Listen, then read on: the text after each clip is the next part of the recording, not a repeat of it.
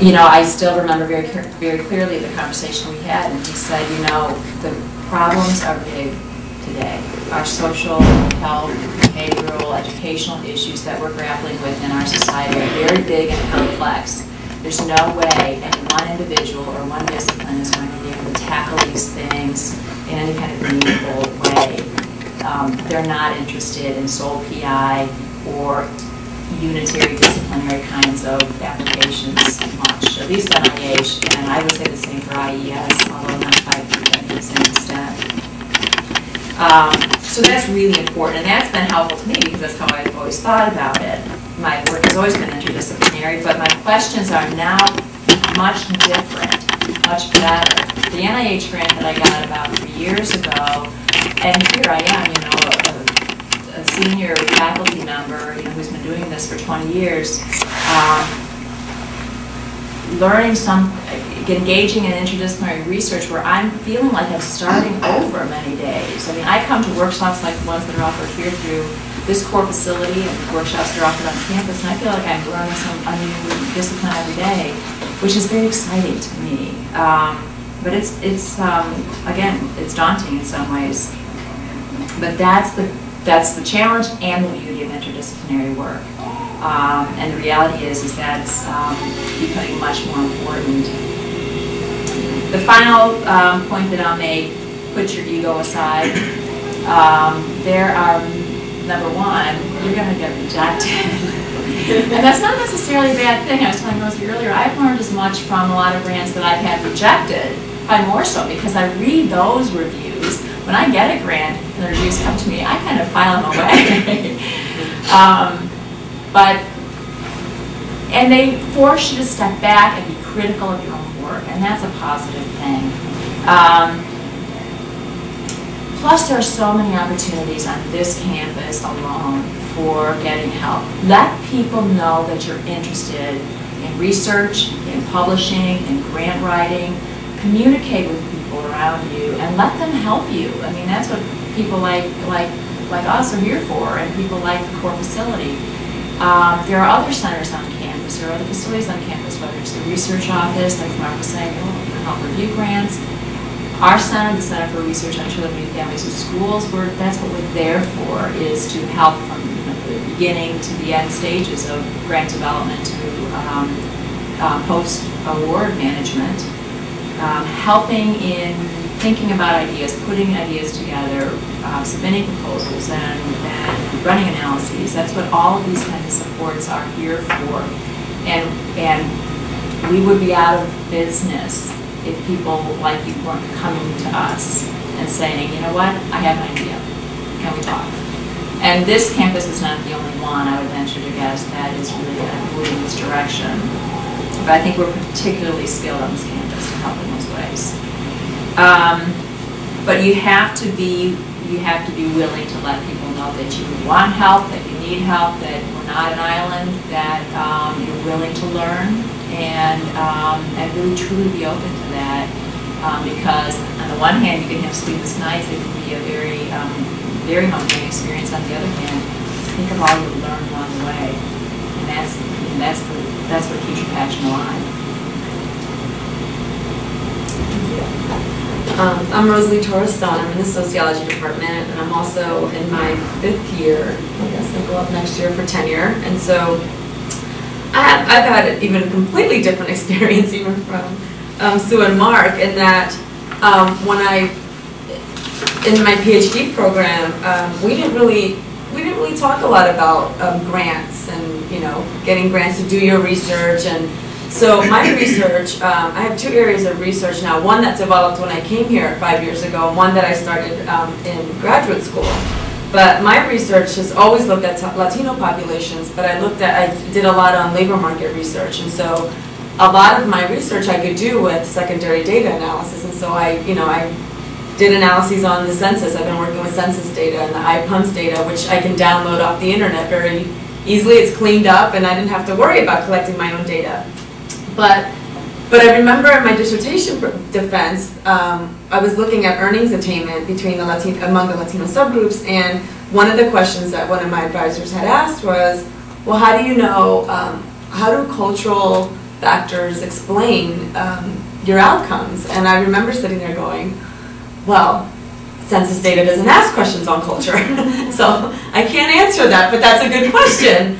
And so I came, so then I came here, they accepted my dissertation the way it was, and I came to UNL, and I still had this question in my head about, how would I measure culture? How could I do this? How could I really get at, could I really measure culture and collect my own data and all those fun things? And so anyway, I had that in the back of my head, but I had, I came here and that was nice, but I knew that I couldn't spend my time trying to figure out how I was going to measure culture when I need to publish.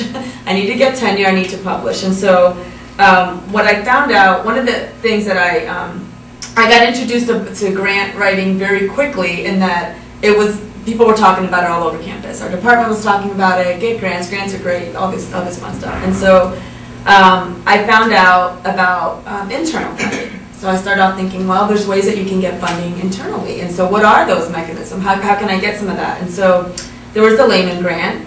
And so I said, well, I'll apply for a layman grant.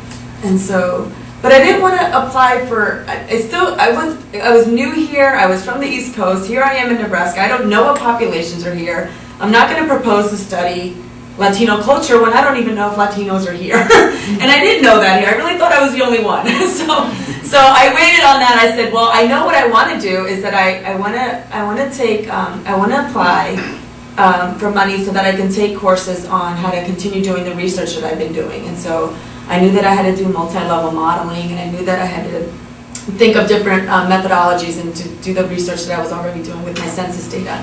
So my layman grant was $5,000 to take two ICPSR courses on multi-level modeling and laying growth curves and all that fun stuff.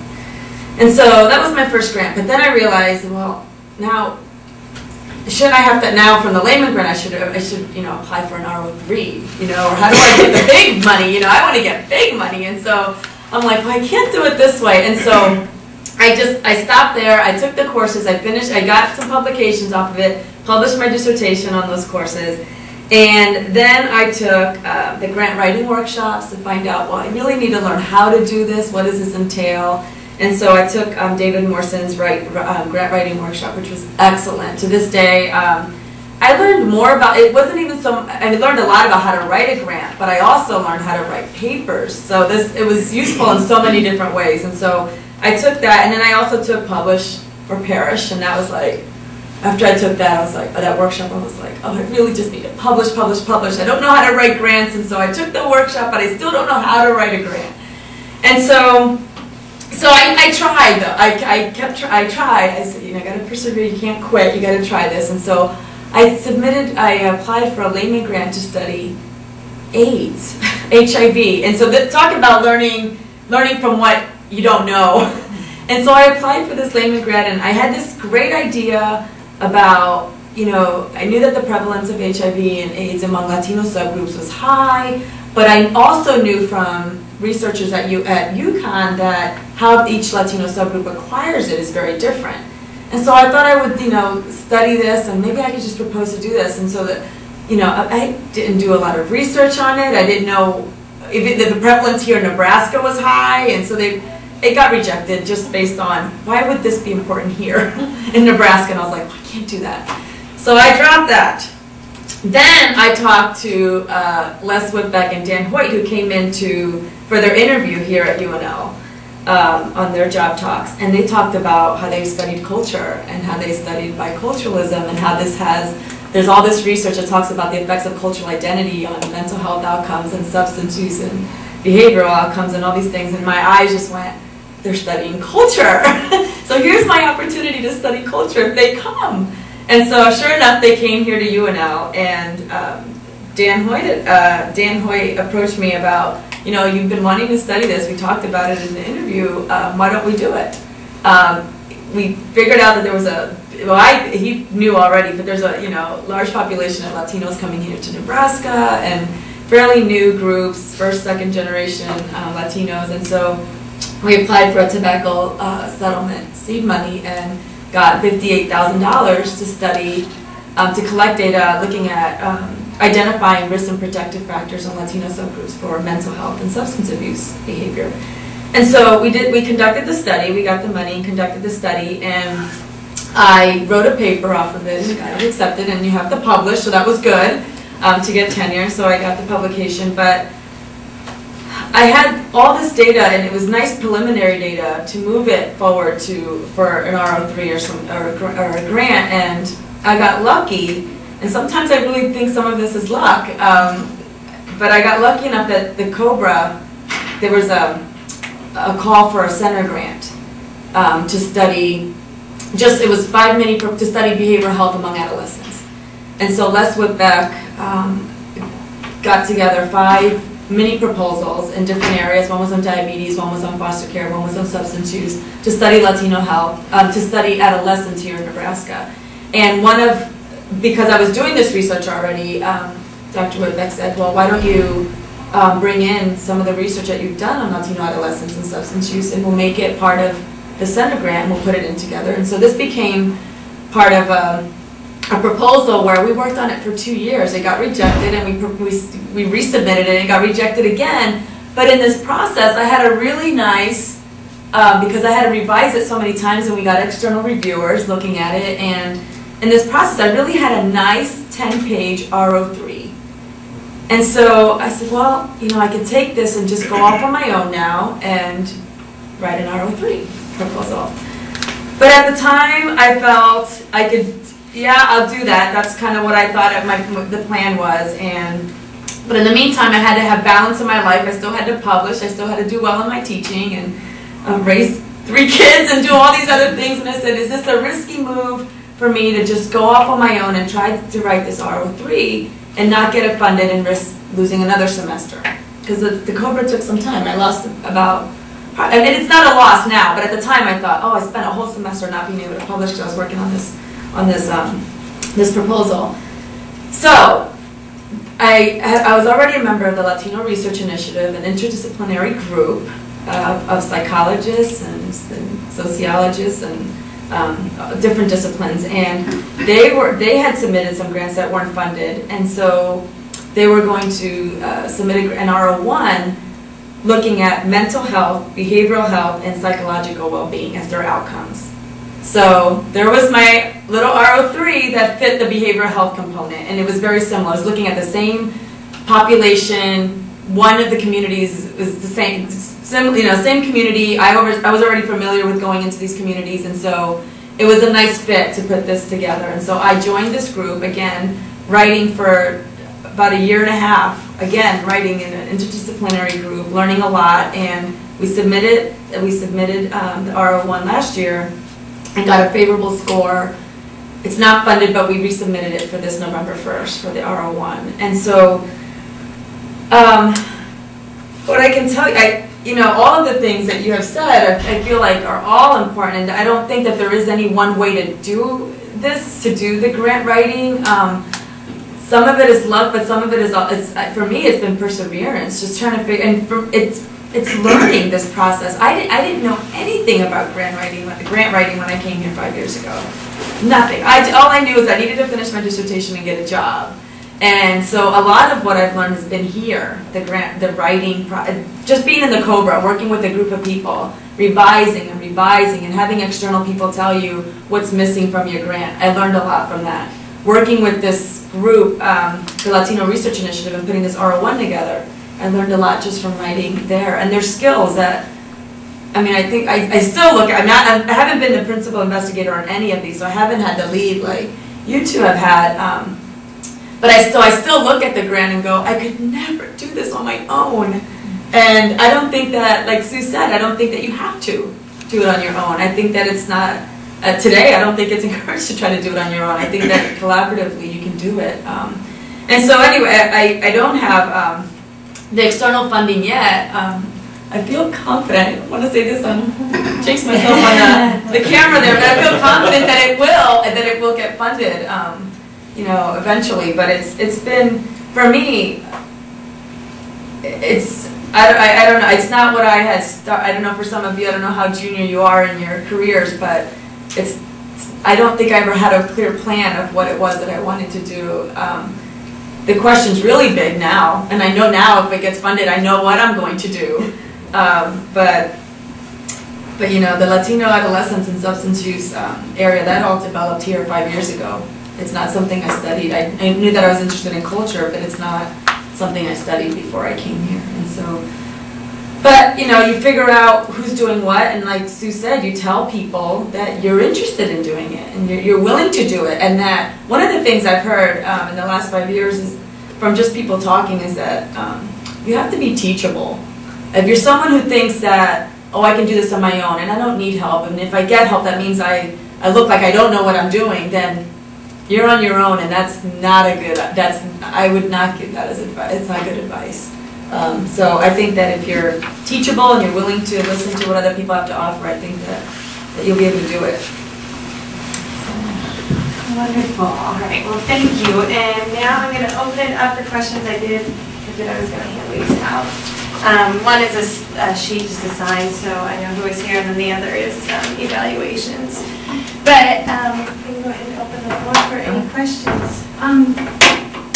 This is for all of you, if you want to just jump in. You said it was good to make these connections with other people, to tell other people what you're doing. Is there a process for talking to people that are outside your department? How do you know who to connect with out there? And yeah, is there one central place that you go? No, I think, again, I don't know if it'll be the same for everyone, but when I started doing the research on Latino adolescents and substance use, I joined a mentoring group out of the University of New Mexico, and I was paired up with a mentor, a national mentor in that area, the most prominent outside of the university. This person lives in New Jersey, and it just happens to be the person who does this work and has been doing it for, you know, the last 25 years. And so that person became my national mentor. I see this person once a year. I see. And in conversations on the phone, and this person would tell me who to talk to, program officers, talk to so-and-so. This person does a lot of work in epidemiology, and so that helped a lot. And because, you know, they were able to tell me, well, read this article and read this, and so making those kinds of connections. Are you thinking about internally, like collaborating Well, with I any collaborators? thought outside, but yes, sort of internal as well as external, I guess. I do think that it is individual. What is your field? Landscape architecture. Within the department, within the college, I would start. Yeah. And I would suggest the same things that Marc was saying, you know, do some observations, look around, see who's doing the kind of stuff that you're interested in, see who's successful in that area, and talk to them and let them know your interest. And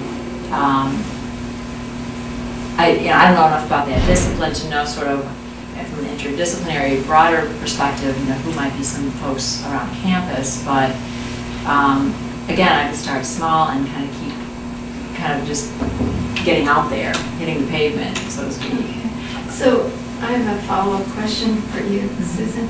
When you said think big, but start small, did you have kind of a diagram or model that you sort of had in mind when you started small? It looks like you had this sort of complete large-scale model, and then you went at it sort of at smaller scale. Well, I wish it was that elegant. I don't think anything really happens that cleanly, but I knew, and I think all of you probably do at some level, if you really allow yourself to step back and think about it. I knew what I was passionate about. I knew what I really wanted to do. It had to do with children and families. It had to do with children's families and schools, how they interconnect. I didn't have all my research, I still don't have all my research. It's got to be a process that evolves and that grows. But conceptually, maybe is a way to think about it. What are you really about? What's at the core of what you believe in, of what your sort of research interests are? And then I started looking at smaller mechanisms to support that, the steps along the way.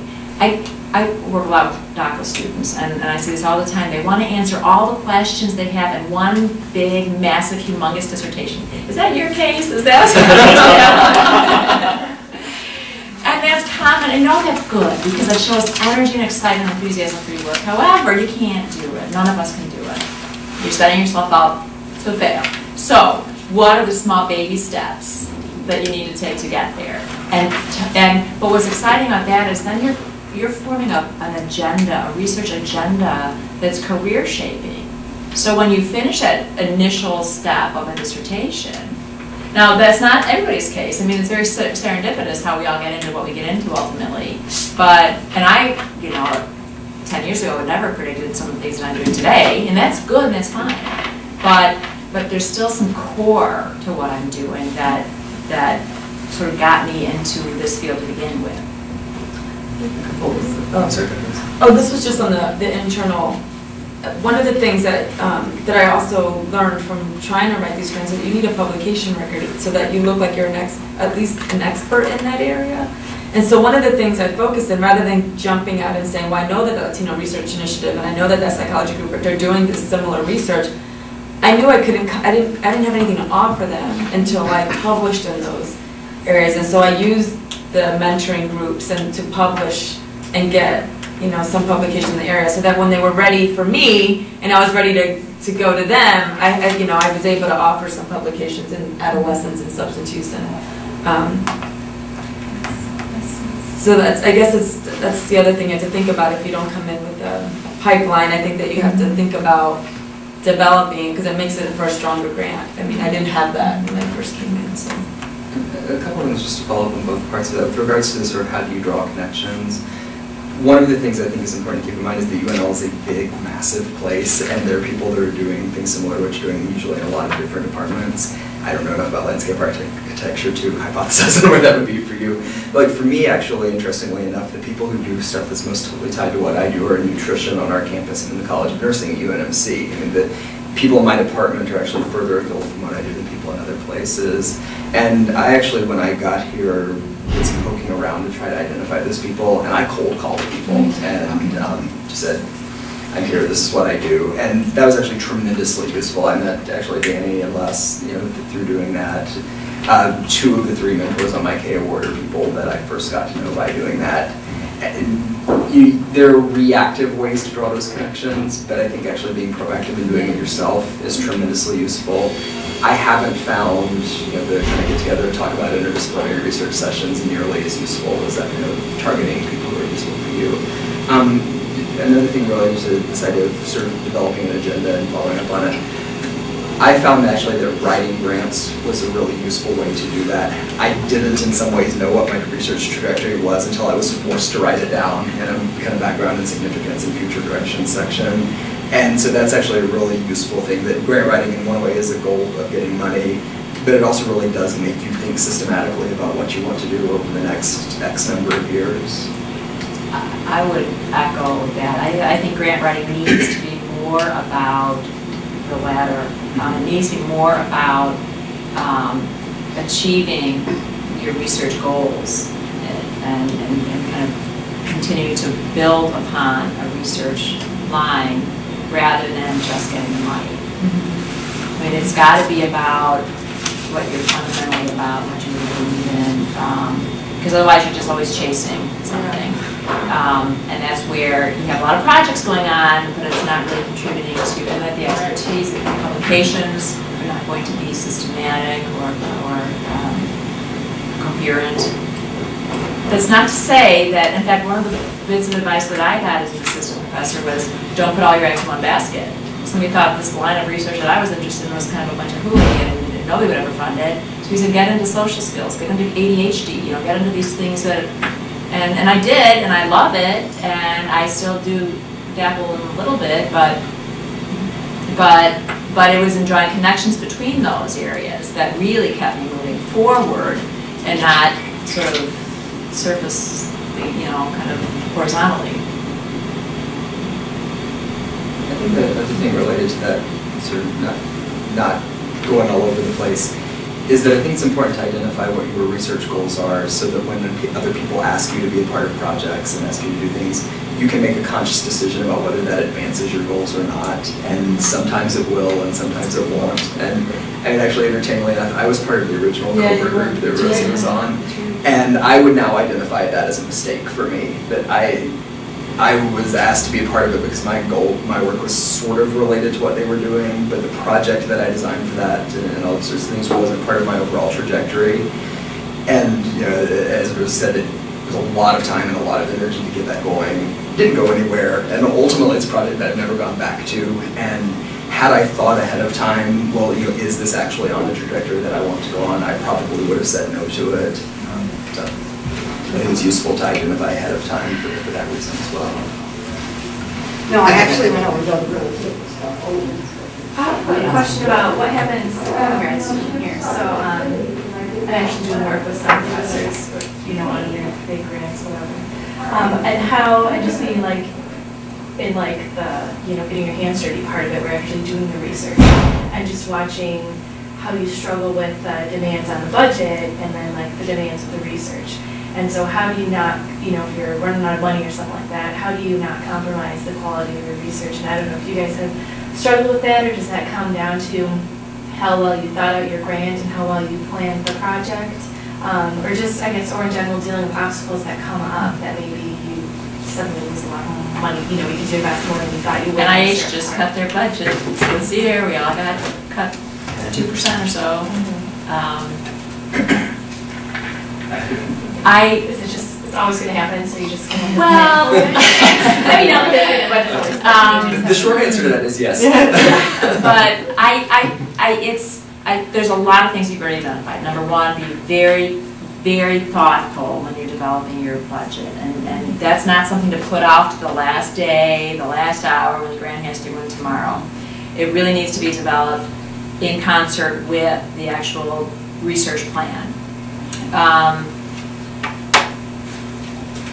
And part of it is don't bite off too much that the budget will allow. I mean, sometimes people want to do all this stuff for $100,000. You can't do it. And I know firsthand because I'm an intervention researcher. I'm an intervention researcher, and it is really expensive, especially when you're talking about randomized clinical trials where you've got 600 kids and families around the state of Nebraska, and then all their teachers and all their caregivers. I mean, it's just, so you have to be, that's where being really focused on what the main purpose is and holding true to that. But the reality is you're always going to have some budget issues. Always stay on top of it. Be hyper aware of the fit between your procedures and what you're doing and where the money's going and what you still have. We actually wrote a supplement to our NIH grant. It's a diversity supplement, which allowed us to bring in some more money to support a Hispanic graduate student who is really interested in getting involved in research, really learning about the research process, and that's exactly what NIH wants to fund now, is not just another worker for our grant, but somebody who can participate in the grant itself, but also enter into the research workforce. So it was a good fit both ways, but it allowed us, I mean, it was a win-win then, because we were able to bring some more money into the grant to get some more research done. I mean, that's part of your question. It's not a small man.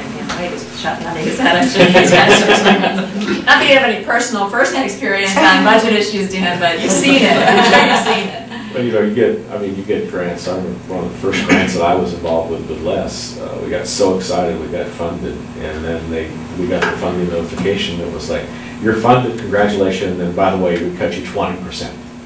And so you immediately sit down and figure out how can you do what, how do you reach your research goals? Yeah, without compromising the science. And exactly, and you have to modify the scientific plan often. Yes, you do. And you have to give up summer months sometimes. And be in touch with the grant officer. I've learned not to try and keep things from them, because that's, especially in NIH, they're on your side. I mean, and they're about the scientific integrity, so they need to go back for you to make sure that that's intact. We got cut similarly, and on a $6 million grant, getting cut 2% is a lot of money. I mean, that's lines. Those are positions that we ended up cutting. So, and that was just when we got it, and now we're cut again. So I just wanted to sometimes it works the other way. I'm on a grant where, like a couple of weeks ago, they just called us up and said, we're going to give you 10% more. Oh, I want that. It's not a big grant. At DOE, it was, Really? they gave us, basically, they cut us Oh, 10% on the front end and said, well, you know, what we requested, and then like a month ago, they called up Ian and said, oh, by the way, we're giving you back the 14,000 or whatever we cut you. We had that happen one time at Penn State where we got, but they We're having a didn't big party. they didn't just give us the money, they said, here's some extra money, but you also have to do all of this extra stuff Yeah. too. So it yeah. wasn't like great free money. Well, and you just have to really be aware, because if you end up conserving too much money because you're afraid to spend, then you get into trouble and you might end up losing it, because you can only carry over, I mean, you can usually carry it over without a problem, but if it gets to be 30 to 40, 50% of your operating budget, they're going to look pretty skeptically at that. So it's just, I mean, it's kind of a management skill. It really is. That's a really good point. We don't learn those things. I didn't learn in graduate school. I'm a psychologist, you know. But they're all good problems to have. They're all good problems to have. I really don't look at grants as this big hurdle, this big thing, and now the whole press is on getting more grants. It's got to be about the science. It's got to be about your passion. I said that, but it's got to be about you know, opportunities, mechanisms to allow you to do the work that you love to do. And it's changed my career. When I got into the field, there wasn't such a press for grant writing. I came from the University of Wisconsin, and I mean, it was really a climate that would, you know, everybody was, you know, major names. So that's all I knew. That's all I saw. I was never taught. That's all I saw. So I started right away. Well, once I started hitting, it was career changing. It provides so many opportunities for you to do the things that you really love to do. You can buy yourself out of classes. You can hire graduate students. You create a research climate around the things that you really love. And then you're getting a lot of publications. And you're bringing in the next generation of researchers who are doing that alongside you. And that's really exciting. But you just have to manage all these things, and that's okay. Those are good problems to have. Just keep everything in perspective. It's all a matter of perspective. And know where, I guess, things that I didn't say, but also know where you are in your career and what you need for the next step. I mean, for me, I made a conscious decision that it would be better for me to, and I still, I mean, it took me a year to get over not going off on my own with that RO3, because I felt like I met with program officers. They were and NICHD thought that it would be a good, you know, fit if I had it reviewed so many times that, but it you know, it took me a year to get over not going off on my own and getting it just for me. But it was, you know, in retrospect, it was the best decision. I'm glad I didn't do that on my own and that I made it part of a bigger group. But that's, you need to know what's best for you at that time. And I talked to all my mentors about it, and they all thought it was a good move. And so I don't know, along the way you're going to come up with decisions, and you just have to know where you are in your career. So. Do you have any general advice on time management? Be efficient. Time management. I would say, I don't know if I'm the right person to answer this question. In terms of being a junior faculty? Yeah, so I'm just a brand new faculty member, just, you know, making sure you spend enough time preparing for your classes and writing for publications and writing grant proposals and supervising students. And it's all expected of you, and you want to do it all great. You want to be the best at all of those things. And people that get into a profession like ours, you know, really do expect to be the very best, and so we all work hard. I would say be selfish with your time, and it doesn't mean that you're going to be mean and nasty and rude to people, but conserve time just for yourself. Block aside a day for writing. Stay home if you need to. Go to Barnes and Nobles or Walt, you know, stuff too. And make that, if it's Wednesday, if it's Friday, if it varies week to week, protect that time. So don't schedule meetings with students. Don't, even though somebody's going to say, but we really need you at this meeting, you have to be protective.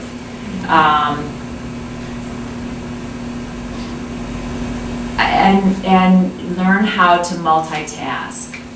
Somebody asked me early on, you know, how I was able to, you know, do this and have children and you know, manage these things, and I realized if I have 20 or 30 minutes and I can go sit down and write a page, I'll take it.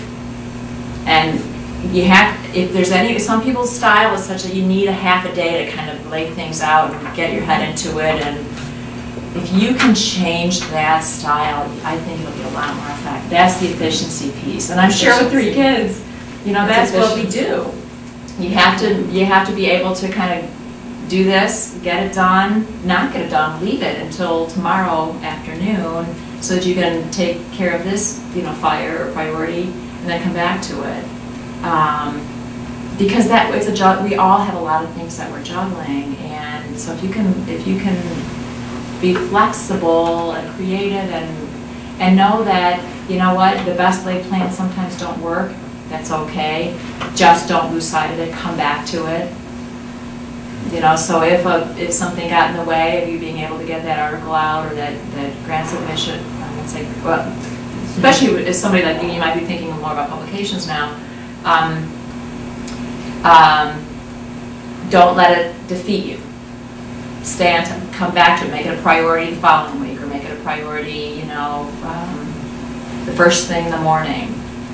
Sometimes mornings, I mean, don't schedule anything until noon, and devote the morning to writing, if that's what it takes. I think sometimes too it's having realistic goals. Like I'm one that'll set, like by the end of the semester I'm going to have 3 papers out. Angela's my advisor, she knows I have these crazy goals. And then, and sometimes I hit them and sometimes I don't. And so if I don't hit them, I feel like, oh, I can't, you know, I just didn't do it, you know, I didn't work hard enough, I can't believe I didn't get these 3 papers out this summer or something. And saying that, you know, you get to that point and you realize, you know, it's okay. I have next semester. I will finish them next semester. But having these realistic goals, the efficiency part, I don't know what percent of your department puts onto teaching, but ours is 35% of our time is teaching. Is that? Ours is 45. So it's more on, ours is 35, and so the way I'm looking at, you know, 55% is supposed to be my research, and actually 65% really. But so I try to do a lot of my teaching on Sundays. Actually, I try to get a lot of my teaching things out of the way, and so that when I go into the week, I'm not trying to prepare lectures and trying to do that during the week, so that I can focus a lot of my time on the research part and the writing part. The R01 that we just resubmitted was written on needing 3 hours a day. 3 hours, 1 day a week for 3 hours is what we met for the last year and a half. Every Wednesday morning for 3 hours is when the group would get together. And we met all summer long for 3 hours a week. And 3 papers are written with that same group meeting during those 3 hours once a week. And so you'll be surprised just blocking off that time how much you get done. It doesn't seem like a lot of time, but it is.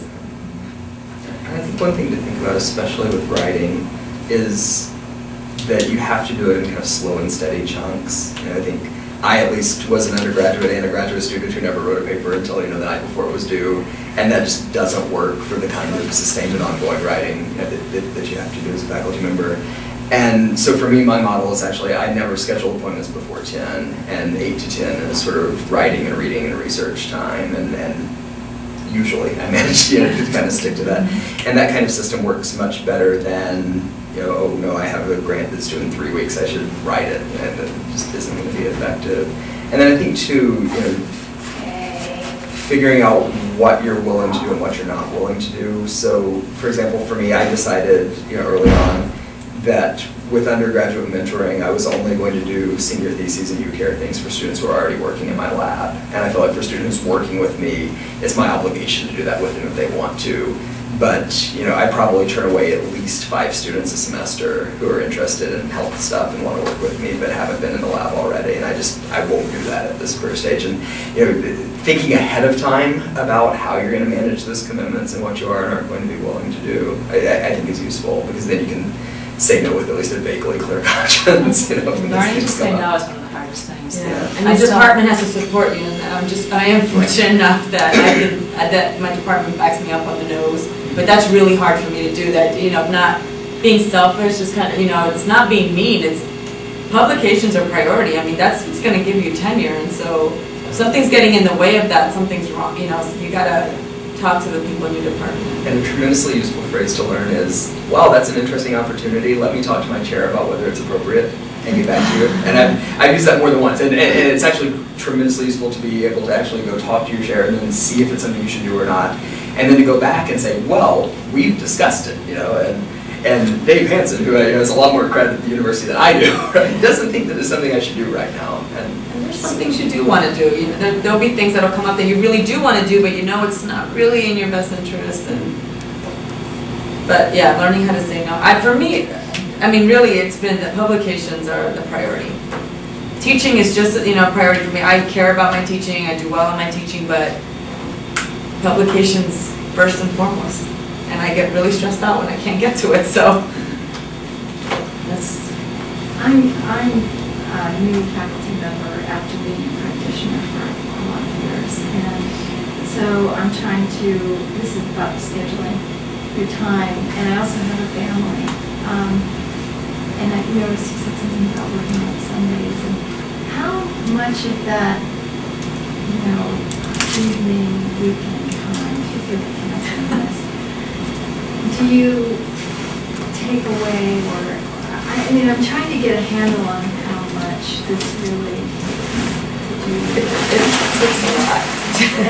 However, it does take a lot, and I do work evenings. I work some time, some evenings, not all the time, every evening, and I work some on weekends. But I also, my daughter had an orthodontist appointment and a dentist appointment Monday morning. I had to take her back to school. I had to stop and get her lunch, you know, so the flexibility in the schedule is what I find is really important. So sometimes she ran cross country for Pius. I was going to her meets in the fall because that's a high priority for me. That means then, you know, those few hours, I'm not worried the university is not getting enough of my time, but it's on my schedule, right. and it's still a lot of work. I mean, it's still a lot of work, but it allows you some flexibility. Somebody said to me once early on in my career that it's kind of like running your own business, only not having to pay the overhead.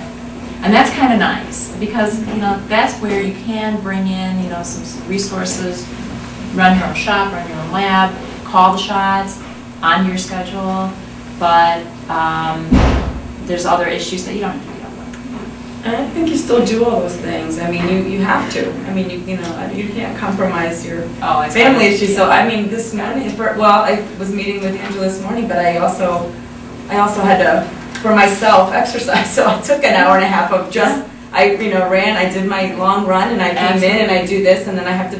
This is where the efficiency comes in, because now every hour of my day is going to be taken up, but I still have to take my kids to a hockey game tonight. I've never been to a hockey game, nor do I want to go to a hockey game.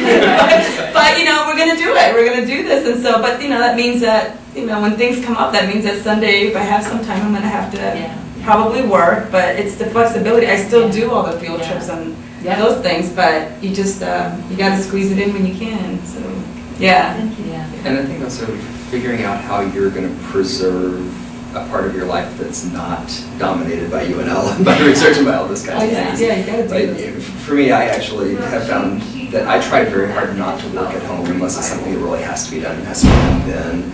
Because psychologically, it's very beneficial for me to have a work at home, you know, as separate entities. And that doesn't always work, but I would rather stay here an extra hour than, you know, lug something home with me. I'm also in the position of having, you know, 2 charming cats and a dog and no children, which, you know, makes that easier to do. But figure out how you're going to balance that. You know, actually, you know, my wife is also an academic, and she would rather take stuff home and have the time there than spend more time in the office. And it really is just figuring out how you're going to preserve the balance that keeps you psychologically healthy. You need a balance. Wonderful. Well, thank you very much. Good luck. Very interesting. And if anybody has any follow-up questions, I'm sure they will. And I'm in sociology, and I'm on the front page of the UNL homepage if you want to take a look. You'll find me. I put my website, or the center's website address on the handout. I should put my email address down, but feel free to contact me with anything that we can do, or I can do personally to help. It's good. And same thing, I'm on the psychology department page. Thank you all for coming. Nice. we were talking about that time thing, I think to point out that in my career, in my little sub-area, of cognitive educational psychology, I didn't try to the portion 10 years